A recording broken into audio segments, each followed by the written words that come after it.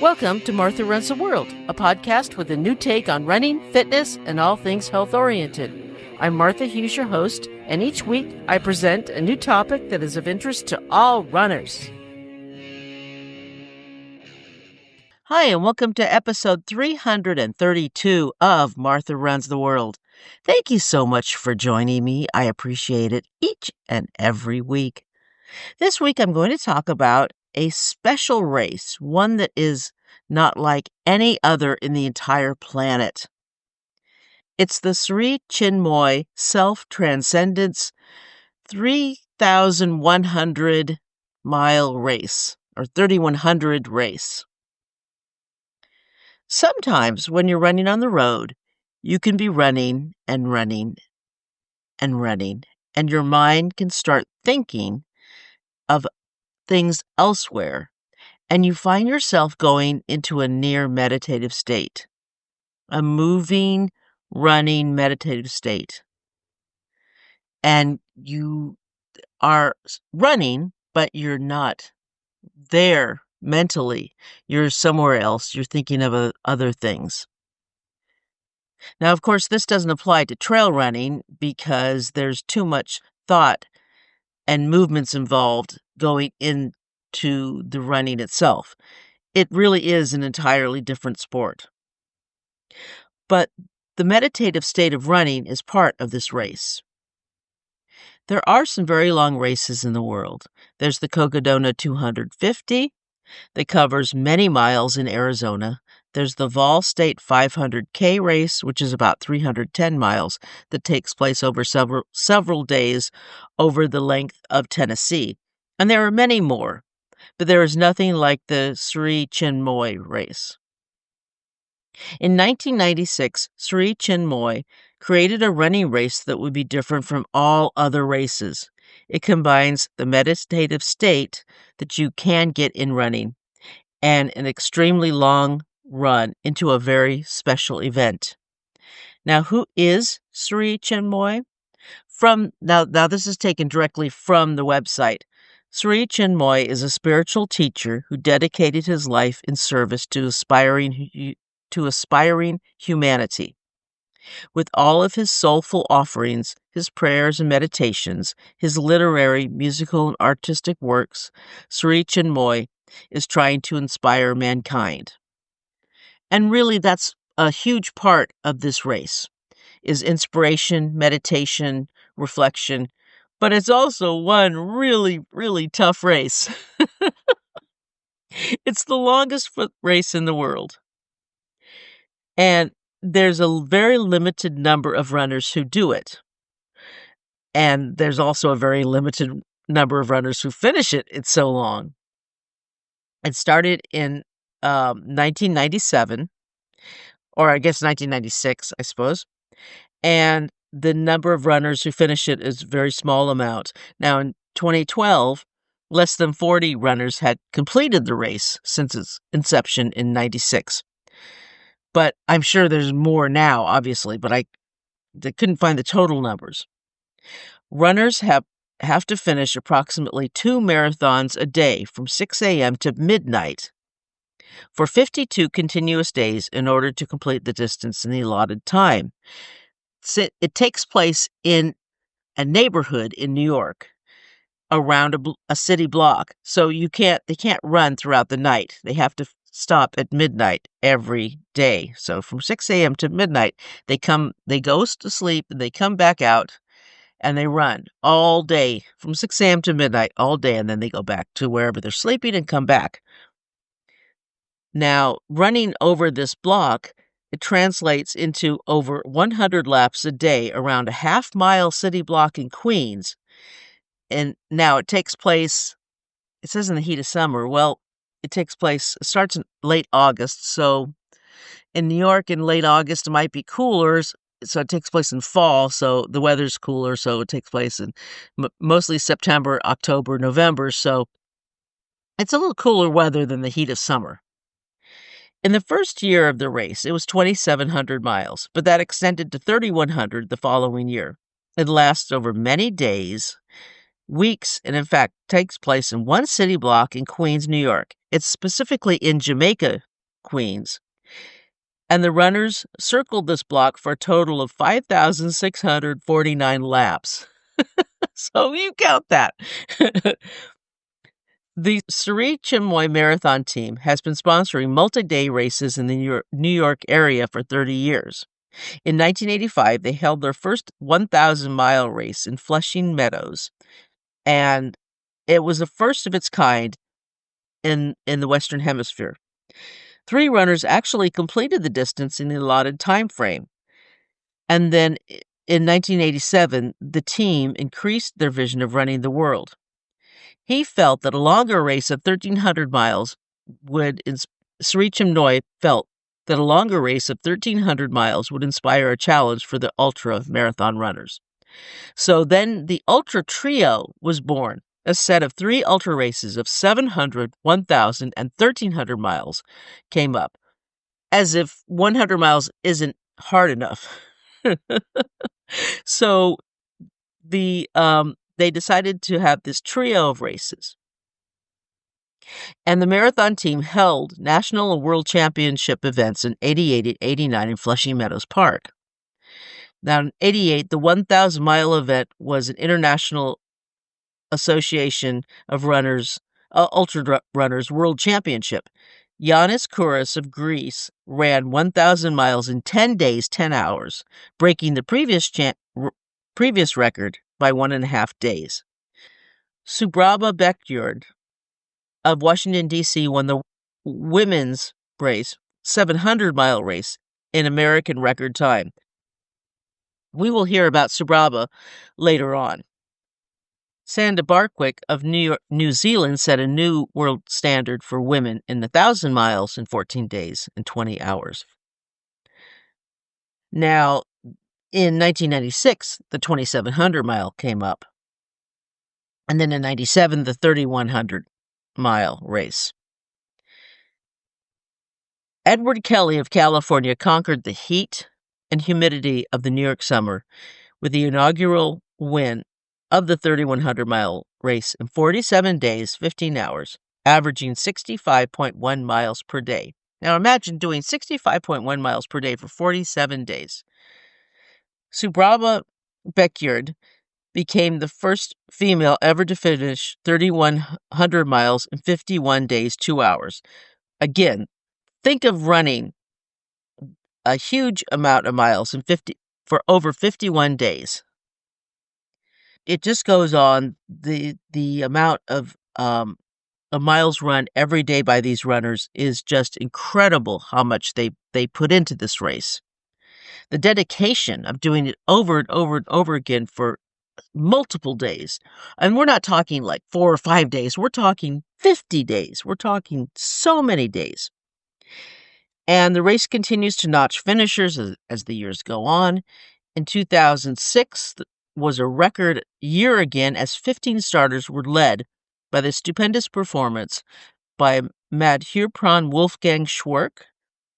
He eclipsed his own record by 29 hours. 41 days, 8 hours was his record, which was the top performance of all time. Subraba Beckyard made it 10 straight with another finish. That's amazing. 10 years straight she did this. Now, in 2007, unfortunately, Sri Chinmoy passed away, and the marathon team vowed to continue the races, all the races they have, and they have a few different races, which I'll talk about. But there are people who do these races year in and year out, and there are people who win these races year in and year out. It's incredible how many people do this every single year. It continues to grow. However, there is a limited number of runners who are allowed to do this every year. Now, this year, the race will be held August 30th, and will continue to go for the 52 days after that. From 1997 to 2009, Subraba Beckyard of the U.S. finished first in the women's. And from 2020 to 2024, Andrea Marcato of Italy finished first in the men's. And Subraba is of the U.S., by the way. Now, here are some basics about the race. The race takes place annually over a 52-day period, with runners traversing a 0.5488-mile loop around a sports field, playground, and high school in Jamaica, Queens, New York City. The race has taken place every year from 97 up until the present day. Now, in 2020, the race took place in Salzburg, Austria, due to COVID, I guess it was easier to plan over in Europe than here. The course is flat, and the well-staffed aid station is always within easy reach. It's only a half-mile distance right between loops. Conceived of as both a physical and spiritual journey, the race allows athletes to test themselves in a format unlike any other ultra. In order to meet their goal of 3,100 miles in 52 days, they must log an average of 59.6 miles per day. That's insane.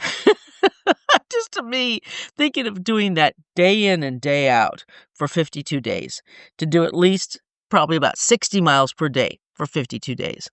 That's just wild. Runners begin at 6 a.m. and run for extended periods throughout the day, taking breaks as needed.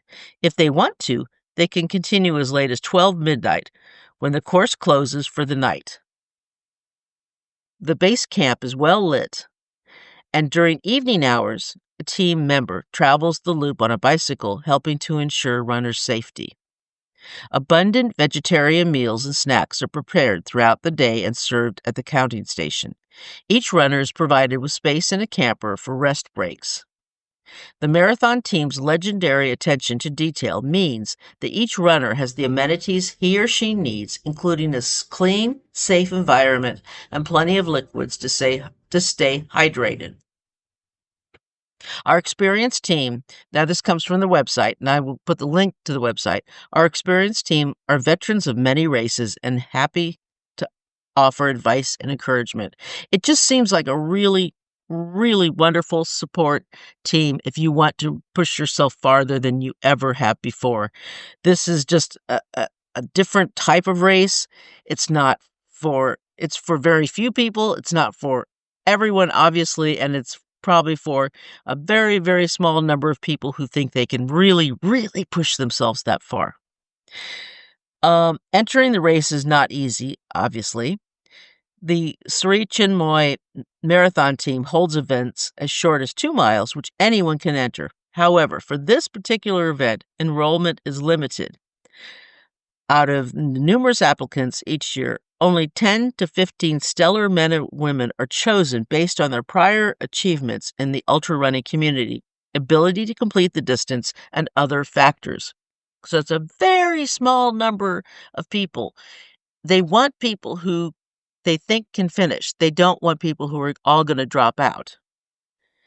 Due to the race history and spiritual dimension, most participants have been members of the Sri Chinmoy Marathon team. However, each year, the race organizers also select non-team ultra runners whose running records demonstrate that they can meet the standards of this race.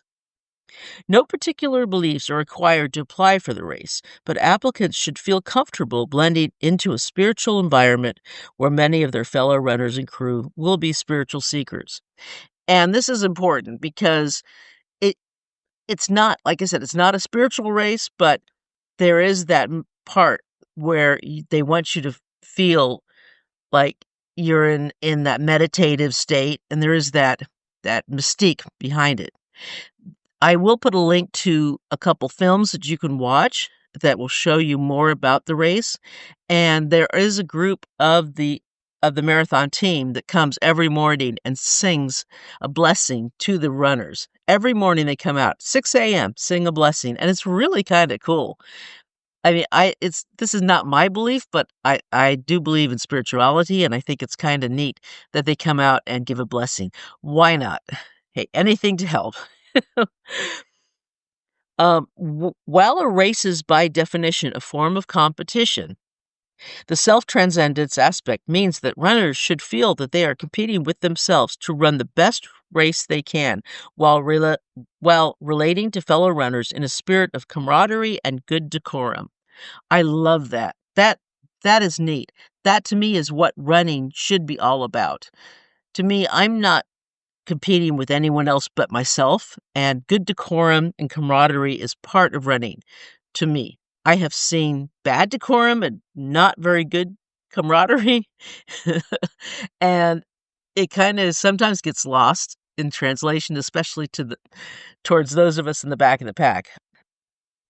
It is our hope that for all the runners, the 3,100-mile race will be both a physical and spiritual journey, a joyful and enlightening experience. After the hero's journey comes the supreme knowledge that one has accomplished the unimaginable. After finishing this race, I couldn't even imagine what you must feel like.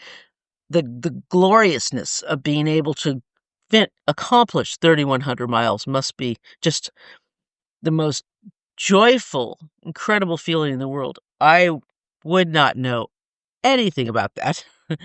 Important notes for runners.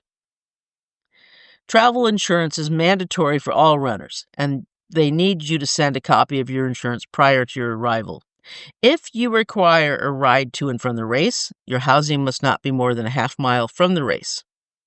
Helpers are required for each runner, so you can't really do this alone. Food is provided only for runners unless your helper is there full-time, and then you can pay for their food. Food is wholesome vegetarian meals.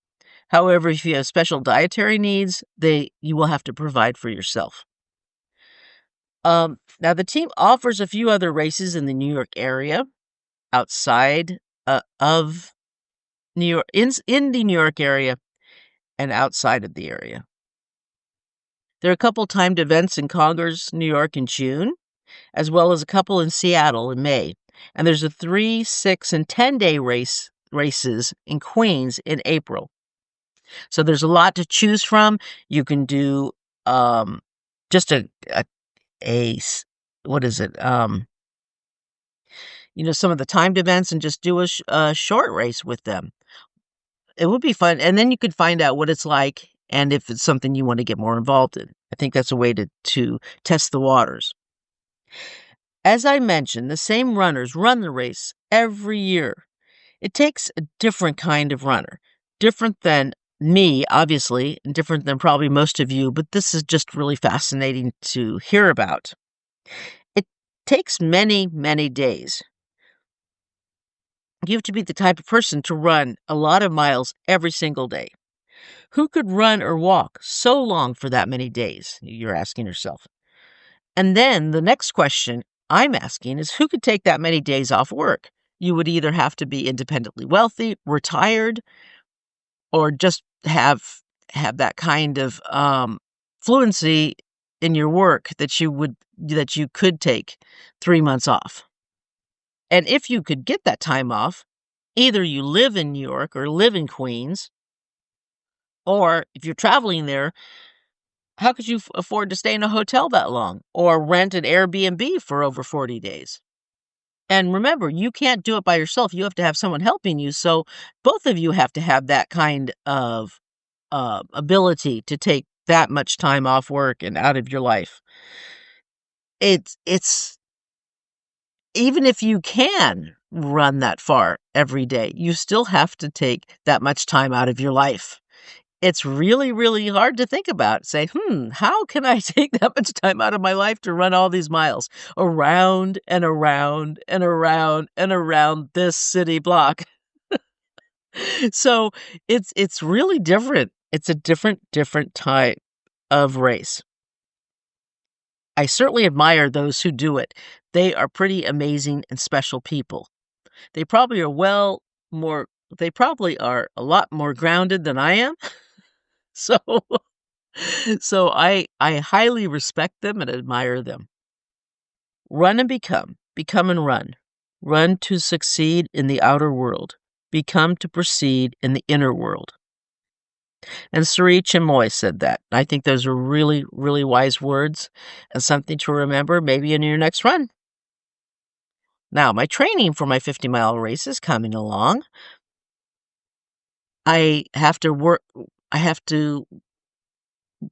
it around my weird work schedule, but I do what I can. I do strength training if am not able to get out and run, or I walk, or I get training in. I got some really nice runs in this last week, and I'm going to get a bunch of running in this week. This week coming up now will be my hardest one. I'm going to get a lot of miles in this week, and then the week after that is taper time, and then my race. So, no, actually, no. I've got two weeks after this week. I'm getting a lot of miles in, and then 2 weeks from this upcoming race is my race. So I'll taper for 2 weeks. But this week is my biggest week for miles. I had to think about that for a minute. I couldn't remember when it was. It's like, oh yeah, okay, 2 weeks from this weekend. All right. But I'm going to get a lot of miles in and just push it and get prepared. And then probably in those 2 weeks, I'll do shorter distances and just keep myself tuned in for the race. I have decided, though, that this 50-miler is going to be my last race for probably 2 years. I really, really cannot afford to do racing. I have to put the money aside. I do plan to retire in 2 years, and retirement is going to take every last penny that I have. I'm not going to stop running, and I'm going to have some personal goals and personal distances that I'll do on my own. I don't need a race for those. I can prepare for those and do those by myself. And I think that's important to have goals. I will not run without a goal, so I'll have to set these personal goals for myself. I also would like to get to lose a few pounds, and I realized that when preparing for a race and getting in shape for a race, I can't lose weight because I have so many miles going on. When you're hungry all the time, you can't lose weight. When you are training for a race, that's not the time to lose weight. Someone a little older than me asked in Facebook, how can I lose weight? And I know she's training for a race. And I said, well, you're training for a race, so now is not the time for you to try to lose weight.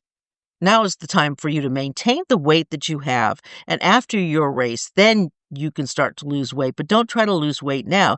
That is not going to help you with your race.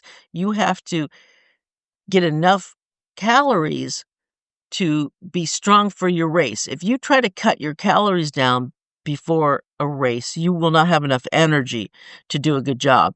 And I don't know if she's going to follow it. She's kind of weird about calories, but we'll see. I mean, it's an individual thing, and I know it goes back. Some people my age are kind of weird about calories and body image. I think she looks fantastic, so I wish she wouldn't worry about it, but some of us relate back to how we were young and how we starved ourselves.